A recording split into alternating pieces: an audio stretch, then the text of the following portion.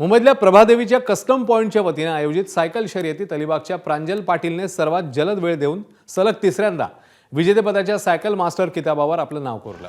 ही cycle शर्यत 2.2 kilometre अंतराची होती। प्रांजल पाटीलने हे अंतर 3 मिनिटं 5 सेकंद या विक्रमी वेळेत पार केलं आणि गेल्या 45 वर्षांचा विक्रम मोडीत काढला। सायकल मास्टर गटात देवर्षी पाटील आणि बल्ल्या हिरेमठ यांनी दुसरा आणि तिसरा क्रमांक पटकावला। ज्युनियर सायकल मास्टर गटात आर्यन लोहार, सार्थक प्रसाद आणि गौरव ढवळे अनुक्रमे पहिल्या 3 क्रमांकांवर आले। या शर्यतीचे 46वे वर्ष होतं। त्यात मुंबई, सांगली, सातारा, कोल्हापूर आणि अलिबाग इथल्या सायकलपटूंनी सहभाग घेतला। या शर्यतीला आमदार महेश सावंत आणि नगरसेवक यशवंत किल्लेदार यांची उपस्थिती पाहायला मिळाली।